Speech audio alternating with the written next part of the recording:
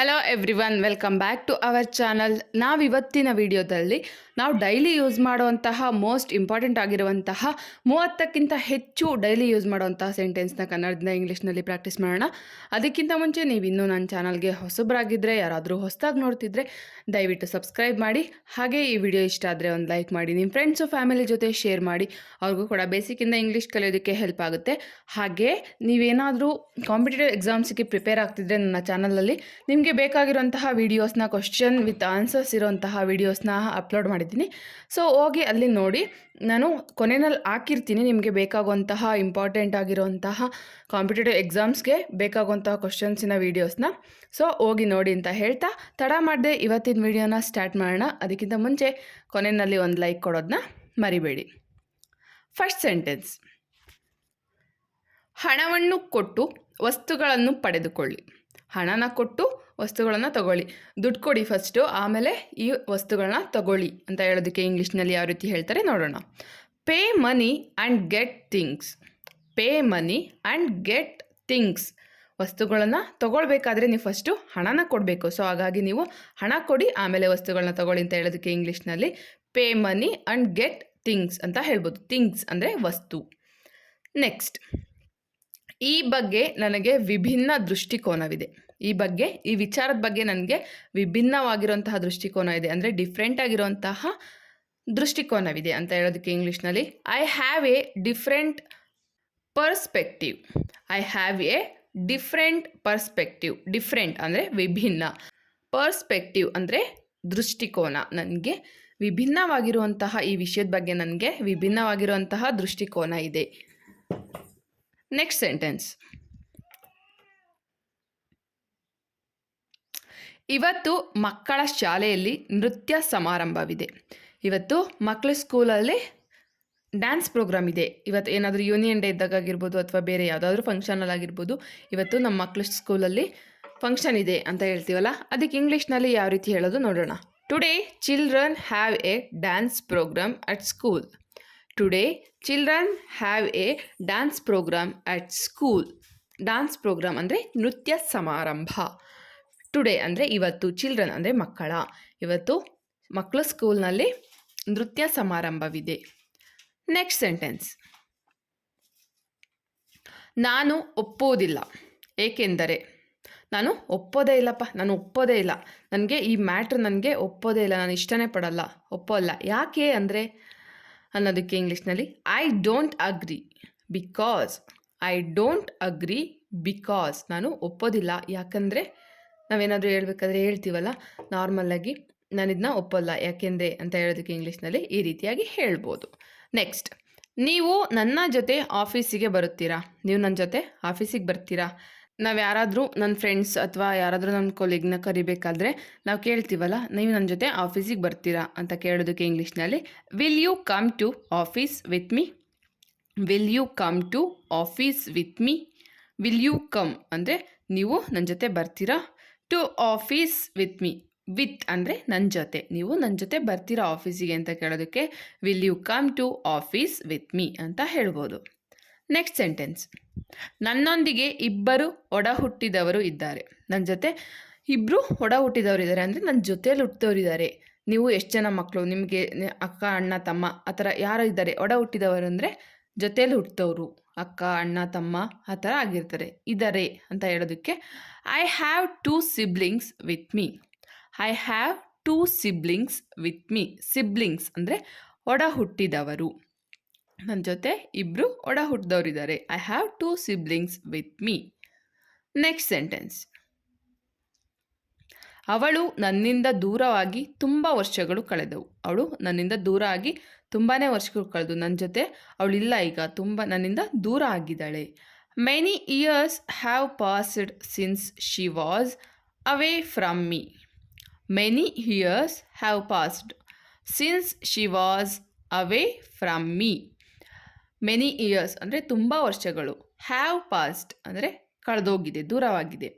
Since she was away from me. ಅವಳು ನನ್ನಿಂದ ದೂರ ಆಗಿ ತುಂಬಾ ವರ್ಷಗಳು ಕಳೆದಿದೆ. ನೆಕ್ಸ್ಟ್: ನಿಮ್ಮ ಹಿರಿಯರನ್ನು ಗೌರವಿಸಿ. ನಿಮ್ಮ ಹಿರಿಯರು ಅಂದರೆ ನಿಮಗಿಂತ ದೊಡ್ಡವರು ಅಥವಾ ನಿಮ್ಮ ಪೇರೆಂಟ್ಸ್ ಆರ್ ನಿಮ್ಮ ತಾತ, ಅಜ್ಜಿ ಅಥವಾ ನಿಮ್ಗಿಂತ ದೊಡ್ಡವರು, ಹಿರಿಯರು ಅಂದರೆ ಯಾರಾದರೂ ಆಗಿರ್ಬೋದು, ಅವ್ರನ್ನ ಗೌರವಿಸಿ ಅಂತ ಹೇಳೋದಕ್ಕೆ respect your elders. Respect your elders. Elders ಅಂದರೆ ಹಿರಿಯರು. ನೆಕ್ಸ್ಟ್, ಅವನು ಯಾವ ಕಾರಣಕ್ಕಾಗಿ ನಿನ್ನನ್ನು ಬಿಟ್ಟು ಹೋದ. ಅವನು ಯಾವ ಕಾರಣಕ್ಕೋಸ್ಕರ ನಿನ್ನ ಬಿಟ್ಟೋದ? ನಿನ್ನ ತುಂಬಾ ಇಷ್ಟಪಡ್ತಿದ್ದ ಅಲ್ವಾ ಅವನು? ನಿನ್ನ ಯಾವ ಕಾರಣಕ್ಕೋಸ್ಕರ ಬಿಟ್ಟೋದ ಅಂತ ಕೇಳೋದಕ್ಕೆ why did he leave you. Why did he leave you. ಅವನು ಯಾವ ಕಾರಣಕ್ಕೋಸ್ಕರ ಬಿಟ್ಟೋದ. ನೆಕ್ಸ್ಟ್ ಸೆಂಟೆನ್ಸ್, ಕೈಯಿಂದ ತಿನ್ನಿ. ಕೈಯಿಂದ ತಿನ್ನಿ, ಸ್ಪೂನಲ್ಲಿ ತಿನ್ನಬೇಡಿ, ಕೈಯಿಂದ ತಿನ್ನಿ ಅಂತ ಹೇಳೋದಕ್ಕೆ eat from hand. Eat from hand, ಕೈಯಿಂದ ತಿನ್ನಿ. ನೆಕ್ಸ್ಟ್, ಅವಸರದಲ್ಲಿ ನಿರ್ಧಾರ ತೆಗೆದುಕೊಳ್ಬೇಡ. ಅವಸರದಲ್ಲಿ ನಿರ್ಧಾರನ ತಗೋಬೇಡ. ಅವಸರದಲ್ಲಿ ತಪ್ಪು ನಿರ್ಧಾರ ತಗೋಬೇಡ. Don't take decision in haste. Don't take decision in haste. Don't take ಅಂದರೆ ತಗೋಬೇಡ, ಡಿಸಿಷನ್ ಅಂದರೆ ನಿರ್ಧಾರ, ಇನ್ ಹೆಸ್ಟ್ ಅಂದರೆ ಅವಸರದಲ್ಲಿ. ಅವಸರದಲ್ಲಿ ನಿರ್ಧಾರನ ತಗೋಬೇಡ ಅಂತ ಹೇಳೋದಕ್ಕೆ ಇಂಗ್ಲೀಷ್ನಲ್ಲಿ ಈ ರೀತಿಯಾಗಿ ಹೇಳ್ಬೋದು. ನೆಕ್ಸ್ಟ್ ಸೆಂಟೆನ್ಸ್, ನೀನು ಅರ್ಹತೆಯುಳ್ಳವ. ನೀನು ಆ ಜಾಬ್ಗೆ ಫಿಟ್ ಆಗಿರೋನು. ನೀನು ಆ ಜಾಬ್ಗೆ ಅರ್ಹತೆನ ಹೊಂದಿದ್ಯಾ, ನೀನು ಆ ಕೆಲಸಕ್ಕೆ ಅರ್ಹತೆ ಹೊಂದಿದ್ಯಾ ಅಂತ ಹೇಳೋದಕ್ಕೆ ಇಂಗ್ಲೀಷ್ನಲ್ಲಿ you deserve it. You deserve it. Deserve ಅಂದರೆ ಅರ್ಹತೆ, ಇಟ್ ಅಂದರೆ ಇದಕ್ಕೆ ನೀನು ಅರ್ಹತೆ ಆಗಿದೆಯಾ.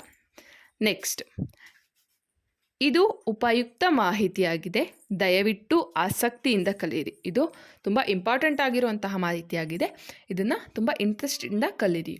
This is useful information, please learn interest. This is useful information, please learn interest. ಇದು ತುಂಬಾ ಯೂಸ್ಫುಲ್ ಆಗಿರುವಂತಹ ಇನ್ಫಾರ್ಮೇಷನ್ ಆಗಿದೆ, ದಯವಿಟ್ಟು ಇಂಟ್ರೆಸ್ಟಿಂದ ಕಲೀರಿ. ನಾವು ಯಾವುದಾದ್ರೂ ಕಾಂಪಿಟೇಟಿವ್ ಎಕ್ಸಾಮ್ಸ್ಗಾಗಿರ್ಬೋದು ಅಥವಾ ಬೇರೆ ಯಾವುದಕ್ಕಾದ್ರೂ ಆಗಿರ್ಬೋದು, ಇದು ತುಂಬಾ ಯೂಸ್ಫುಲ್ ಆಗಿದೆ. ಸೊ ಇದನ್ನ ಇಂಪಾರ್ಟೆಂಟ್ ಆಗಿದೆ, ಆಸಕ್ತಿಯಿಂದ ಕಲೀರಿ, ಇಂಟ್ರೆಸ್ಟ್ ಇಟ್ಟು ಕಲೀರಿ ಅಂತ ಹೇಳುವಾಗ ಈ ಸೆಂಟೆನ್ಸ್ನ ಬಳಸ್ಬೋದು. ನೆಕ್ಸ್ಟ್, ನೀವು ಕೆಳಗೆ ಬೀಳಬಹುದು. ನೀವು ಕೆಳಗಡೆ ಬೀಳ್ಬೋದು, ಅಲ್ಲಿ ಸೈಡಲ್ಲಿ ಹಾಳ ಇದೆ, ನೀವಲ್ಲಿ ಬೀಳ್ಬೋದು ಅಂತ ಹೇಳೋದಕ್ಕೆ you may fall down. You may fall down. Fall down ಅಂದರೆ ಬೀಳಬಹುದು. ಡೌನ್ ಕೆಳಗಡೆ, ಕೆಳಗಡೆ ಬೀಳಬಹುದು. ನೀವೇನಾದರೂ ಮಿಸ್ಸಾಗಿ ಕೆಳಗಡೆ ಬೀಳ್ಬೋದು ಅಂತ ಹೇಳೋದಕ್ಕೆ ಇಂಗ್ಲೀಷ್ನಲ್ಲಿ ಈ ರೀತಿಯಾಗಿ ಹೇಳ್ಬೋದು. ನೆಕ್ಸ್ಟ್, ನಡಿ ಒಳಗೆ ಹೋಗೋಣ. ನಡಿ ಒಳಗಡೆ ಹೋಗೋಣ. ಒಳಗಡೆ ಹೋಗೋಣ. Let's go inside. Let's go inside. Inside ಅಂದರೆ ಒಳಗಡೆ. ಲೆಟ್ಸ್ ಗೋ ಅಂದರೆ ನಡಿ ಹೋಗೋಣ. ನೆಕ್ಸ್ಟ್ ಸೆಂಟೆನ್ಸ್, ಹೊರಗೆ ಕಾಯಿರಿ. ಹೊರಗಡೆನೇ ಇರಿ, ನಾನು ಸ್ವಲ್ಪ ಹೊತ್ತು ಬರ್ತೀನಿ, ವೆಯ್ಟ್ ಮಾಡಿ, ನಾನು ಹೊರಗಡೆನೇ ಬರ್ತೀನಿ ಅಂತ ಹೇಳೋದಕ್ಕೆ wait outside. Wait outside. Outside ಅಂದರೆ ಹೊರಗಡೆ, ನಾನು ಹೊರಗಡೆನೇ ಬರ್ತೀನಿ, ಹೊರಗಡೆನೇ ಕಾಯ್ತಾ ಇರಿ. ನೆಕ್ಸ್ಟ್, ಅದನ್ನು ಒಡೆಯಬೇಡ. ಅದನ್ನು ಹೊಡಿಬೇಡ. ಅದಕ್ಕೆ ಹೊಡಿಬೇಡ ಅಥವಾ ಅದನ್ನ ಹೊಡೆದಾಕ್ಬೇಡ ಅನ್ನೋ ಮೀನಿಂಗ್ ಬರುತ್ತೆ. ಅದನ್ನ ಹೊಡಿಬೇಡ, ಅವರಿಗೆ ಹೊಡಿಬೇಡ ಅಂತಲೂ ಮೀನಿಂಗ್ ಬರುತ್ತೆ, ಅಥವಾ ಅದನ್ನ ಹೊಡೆದಾಕ್ಬೇಡ ಅಂತ ಮೀನಿಂಗ್ ಬರುತ್ತೆ. ಅದನ್ನ ಇಂಗ್ಲೀಷ್ನಲ್ಲಿ ಹೇಗೆ ಹೇಳೋದು? Don't break that. Don't break that. Break ಅಂದರೆ ಹೊಡಿ, ಮುರಿ, ಇದ್ಲಿ ಆ ಮೀನಿಂಗೆ ಕೊಡುತ್ತೆ. ಅದನ್ನ ಹೊಡಿಬೇಡ ಅಂದರೆ ಮುರಿಬೇಡ ಅನ್ನೋ ಮೀನಿಂಗೆ ಕೊಡುತ್ತೆ. ನೆಕ್ಸ್ಟ್, ಬಾಗಿಲಿಗೆ ಚಿಲಕ ಹಾಕು. ಬಾಗಿಲಿಗೆ ಚಿಲ್ಕ ಹಾಕು, ಬೋಲ್ಟ್ ಹಾಕು. ಇವಾಗ ಎಲ್ಲ ಬೋಲ್ಟ್ ಅಂತಲೇ ಹೇಳ್ತಾರೆ, ಮುಂಚೆ ಎಲ್ಲ ಅವಾಗಿನ ಕಾಲದವರೆಲ್ಲ ಚಿಲ್ಕ ಹಾಕು ಅಂತ ಹೇಳೋರು. ಸೊ ಬಾಗಿಲಿಗೆ ಚಿಲ್ಕ ಹಾಕು ಅಂತ ಹೇಳೋದಕ್ಕೆ ಇಂಗ್ಲೀಷ್ನಲ್ಲಿ bolt the door. Bolt the door ಅಂತ ಹೇಳ್ಬೋದು. ನೆಕ್ಸ್ಟ್, ಅಲ್ಲಿಗೆ ಹೋಗುವ ಅವಶ್ಯಕತೆ ಇಲ್ಲ. ಅಲ್ಲಿಗೆ ಹೋಗುವಂಥ ಅವಶ್ಯಕತೆ ಇಲ್ಲ, ನೆಸಸರಿ ಇಲ್ಲ ಅಲ್ಲಿಗೆ ಹೋಗೋದು. There is no need to go. There is no need to go. ಅಲ್ಲಿಗೆ ಹೋಗುವಂತಹ ಅವಶ್ಯಕತೆ ಇಲ್ಲ. ನೆಕ್ಸ್ಟ್, ಅವಳು ನಾಯಿಯನ್ನು ಹುಡುಕುತ್ತಾ ಅಲೆದಾಡಿದಳು. ಅವಳು ನಾಯಿನ ಹುಡುಕ್ತಾ ಅಲೆದಾಡ್ತಿದ್ಲು. ಅಲ್ಲಿ ಅವಳು ನಾಯಿ ಕಳೆದೋಗಿತ್ತು, ಅವಳು ನಾಯಿನ ಹುಡುಕ್ತಾ ಹುಡುಕ್ತಾ ಇದ್ಲು, ಸರ್ಚ್ ಮಾಡ್ತಾ ಇದ್ಲು ಅಂತ ಹೇಳೋದಕ್ಕೆ ಇಂಗ್ಲೀಷ್ನಲ್ಲಿ she wondered looking for the dog. She wondered looking for the dog. ಅಥವಾ ನೀವು ಅವನು, ಅಲ್ಲಿ ಬೇರೆ ಯಾರಾದರೂ ಜೆಂಟ್ಸ್ ಹುಡುಕ್ತಾ ಇದ್ದರೆ ನೀವು ಅಲ್ಲಿ ಅವನು ಅಂತ ಸೇರಿಸ್ಕೋಬೋದು. ಅವನು ನಾಯಿನ ಹುಡುಕ್ತಾ ಅಲ್ದಾಡ್ತಿದ್ದ ಅಂತ ಹೇಳೋದಕ್ಕೆ he wondered looking for the dog ಅಂತ ಹೇಳ್ಬೋದಾಗಿರುತ್ತೆ. ನೆಕ್ಸ್ಟ್ ಸೆಂಟೆನ್ಸ್, ನನ್ನ ಬಗ್ಗೆ ಕೂಡ ಯೋಚಿಸಿ. ನನ್ನ ಬಗ್ಗೆನೂ ಸ್ವಲ್ಪ ಯೋಚನೆ ಮಾಡಿ, ನನ್ನ ಬಗ್ಗೆ ಕೂಡ ಒಂಚೂರು ಯೋಚಿಸಿ ಅಂತ ಹೇಳೋದಕ್ಕೆ think about me also. Think about me also. ನನ್ನ ಬಗ್ಗೆನೂ ಸ್ವಲ್ಪ ಯೋಚನೆ ಮಾಡಿ, ನಾನು ಒಬ್ಳಿದ್ದೀನಲ್ವ ಇಲ್ಲಿ, ನನ್ನ ಬಗ್ಗೆನೂ ಸ್ವಲ್ಪ ಯೋಚನೆ ಮಾಡಿ ಅಂತ ಹೇಳೋದಕ್ಕೆ ಇಂಗ್ಲೀಷ್ನಲ್ಲಿ ಥಿಂಕ್ ಅಬೌಟ್ ಮೀ ಆಲ್ಸೋ ಅಂತ ಹೇಳ್ಬೋದು. ನೆಕ್ಸ್ಟ್ ಸೆಂಟೆನ್ಸ್, ಅವನು ಹೊರಗಡೆ ಕಾಯುತ್ತಾ ನಿಂತ. ಅವನು ಹೊರಗಡೆ ಕಾಯ್ತಾ ನಿಂತಿದ್ದಾನೆ.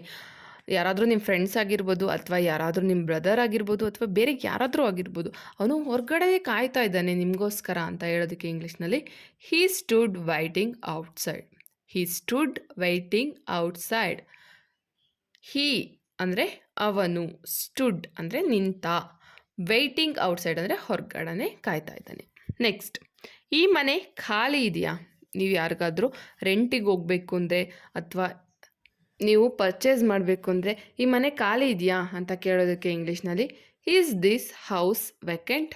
Is this house vacant. Vacant ಅಂದರೆ ಖಾಲಿ, ಹೌಸ್ ಅಂದರೆ ಮನೆ. ಈ ಮನೆ ಖಾಲಿ ಇದೆಯಾ ಅಂತ ಕೇಳೋದಕ್ಕೆ ಈಸ್ ದಿಸ್ ಹೌಸ್ ವೆಕೆಂಟ್ ಅಂತ ಕೇಳ್ಬೋದು. ನೆಕ್ಸ್ಟ್ ಸೆಂಟೆನ್ಸ್, ಅವಳು ಹಿಂಜರಿಯುತ್ತಾ ನನಗೆ ಕೇಳಿದಳು. ಅವಳು ಅಂಜಿಕೆ, ಹಿಂಜರಿ ಅಂದರೆ ಅಂಜಿಕೆ. ಅವಳು ಅಂಜಿಕೆಯಿಂದ ನನಗೆ ಕೇಳಿದ್ಲು, ಇದನ್ನು ಕೇಳೋ ಬೇಡವಾ ಅಂತ ಅಂಜ್ಕೊಂಡೇ ನನ್ನನ್ನು ಕೇಳಿದ್ಲು ಅಂತ ಹೇಳೋದಕ್ಕೆ she asked me hesitating. She asked me hesitating. Asked ಅಂದರೆ ಕೇಳಿದ್ಲು, ಹೆಸಿಟೇಟಿಂಗ್ ಅಂದರೆ ಹಿಂಜರಿತ. ಅವಳು ಹಿಂಜರಿತಾನೆ ನನಗೆ ಕೇಳಿದ್ಲು. ನೆಕ್ಸ್ಟ್, ನಾನು ಟೀ ಕುಡಿಯುವುದಿಲ್ಲ. ನಾನು ಟೀ ಕುಡಿಯೋಲ್ಲ. ಯಾರಾದರೂ ಗೆಸ್ಟ್ ಬಂದಾಗ ಅಥವಾ ಯಾರಾದರೂ ಟೀ ತೊಗೊಳ್ಳಿ ಅಥವಾ ಕಾಫಿ ತೊಗೊಳ್ಳಿ ಅಂದಾಗ ನಾನು ಟೀ ಕುಡಿಯೋಲ್ಲ ಅಂತ ಹೇಳುವಾಗ, ಅಥವಾ ನೀವೇ ಯಾರ ಮನೆಗಾದರೂ ಹೋದಾಗ ನಾನು ಟೀ ಕುಡಿಯೋಲ್ಲ ಅಂತ ಹೇಳೋದಕ್ಕೆ ಇಂಗ್ಲೀಷ್ನಲ್ಲಿ ಐ ಡೋಂಟ್ ಡ್ರಿಂಕ್ ಟೀ ಅಂತ ಹೇಳ್ಬೋದು. I don't drink tea. ನೀವು ಕಾಫಿ ಕುಡಿಯೋಲ್ಲ ಅಂದರೆ ನೀವು ಕಾಫಿ ಹಾಕ್ಕೋಬೋದು ಟೀ ಜಾಗದಲ್ಲಿ. ಐ ಡೋಂಟ್ ಡ್ರಿಂಕ್ ಕಾಫಿ ಅಂತ ಹೇಳ್ಬೋದು. ನೆಕ್ಸ್ಟ್, ಅವನ ಜೊತೆ ಹೋಗು. ಅವನ ಜೊತೆ ಹೋಗು ನೀನು. ಅವನ ಜೊತೆ ಮಾರ್ಕೆಟ್ಗೆ ಹೋಗು ಅಥವಾ ಇನ್ನೆಲ್ಲಾದರೂ ಅವನ ಜೊತೆ ಹೋಗು ಅಂತ ಹೇಳೋದಕ್ಕೆ go with him. Go with him. ನೀನು ಅವನ ಜೊತೆ ಹೋಗು. ನೆಕ್ಸ್ಟ್, ಮಗು ಯಾವಾಗ ಮಲಗಿತು? ಮಗು ಯಾವಾಗ ಮಲ್ಕೋತು? ಮಗು ಇವಾಗ ತಾನೇ ಮಲ್ಕೋತಾ, ಯಾವಾಗ ಮಲ್ಕೋತು ಅಂತ ಕೇಳ್ತೀವಲ್ಲ. When does the baby sleep. When does the baby sleep.